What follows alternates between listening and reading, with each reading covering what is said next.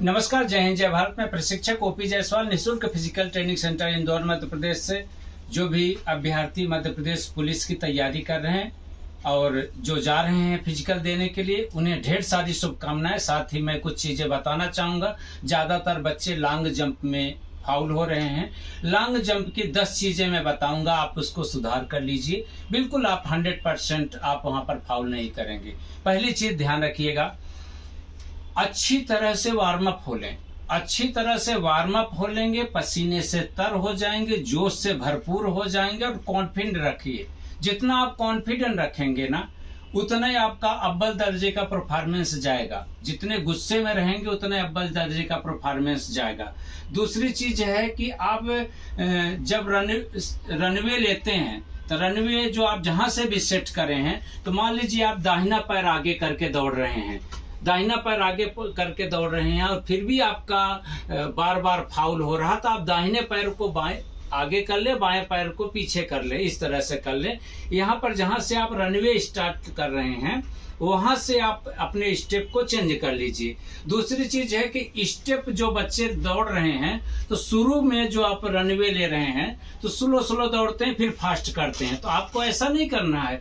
आप जहां से रनवे सेट करे हैं, जितने कदम से, जितने मीटर से या जितने फीट से, आप वहीं से 100% दौड़ें। और साथ ही ये ध्यान रखें कि जहां पर रनवे सेट करें वहां से दौड़ रहे हैं तो 100% अपना दे, पूरी ताकत लगाएं।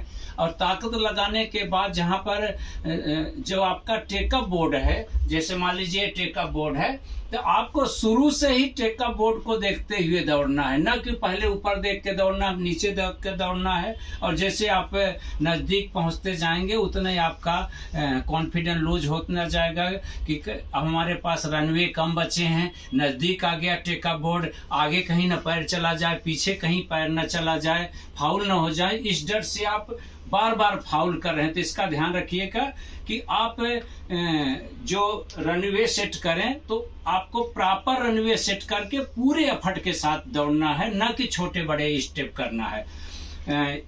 एक जैसे स्टेप सभी रखना है, इसका विशेष ध्यान दीजिएगा। दूसरा, जब आप टेकअप बोर्ड पर पैर मारे, टेकअप बोर्ड पर पैर मारे तो चिल्ला कर, जो भी आपका पैर है तो चिल्ला के पैर मारे, जितना जोर से चिल्ला के पैर मारे, और हाथ को ऊपर उठाएं और पैर को भी उठाएं।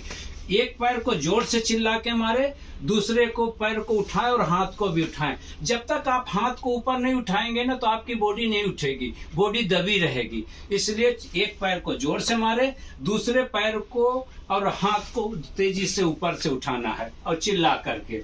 तीसरी चीज है कि तीसरी चीज आप इस चीज का ध्यान रखिएगा कि लैंड करते समय ध्यान रखें कि पैर सामने रखें। जिस तरह से सामने पैर रखा हुआ है ना, लैंड करते समय इस तरह से आपको पैर रखना है। जब आप रेत में जा रहे हैं तो इस तरह से पैर रखना है। और पैर रखने के बाद घुटने को आगे की ओर मोड़ना है, न कि आपको पीछे की ओर हाथ टेकना या बैठना है। एक महत्वपूर्ण अंतिम बात बताना चाहूंगा कि जो बच्चे लॉन्ग जंप कर रहे हैं, टेकअप बोर्ड पर से ना कूदें। टेकअप बोर्ड जो 8 इंच का रहता है चौड़ाई, आप टेकअप बोर्ड के अगले हिस्सों को फाउल न समझें। पिछले हिस्सों को अगर आप फाउल समझ के कूदते हैं तो थोड़ा बहुत आपका पैर टेकअप बोर्ड पर पड़ भी जाता है तो आपका फाउल नहीं कहलाएगा। आप ज्यादातर बच्चे गलती कर रहे हैं कि टेकअप बोर्ड के अगले हिस्से से आप फाउल समझ रहे हैं और उस डर से आप फाउल कर रहे हैं। इसलिए 6 इंच पीछे से कूदें, 8 इंच पीछे से कूदें, चलेगा। आपकी लेंथ यहाँ बढ़ेगी। आप इसके डर से, फाउल के डर से आप अपनी लेंथ को कम कर रहे हैं। कम से कम 1.5 से 2 फीट आप लेंथ कम कर रहे हैं। इसलिए जो भी अभ्यर्थी जा रहे हैं, जो इसका रनवे नहीं सेट हो पा रहा, वहां पर घबरा रहे हैं, तो आप टेकअप बोर्ड के अगले हिस्से को फाउल न समझ करके पिछले हिस्से को फाउल समझकर आप कूदते हैं तो बिल्कुल आपका थोड़ा बहुत पैर टेकअप बोर्ड पर पड़ता भी है तो आप फाउल नहीं कहलाएंगे।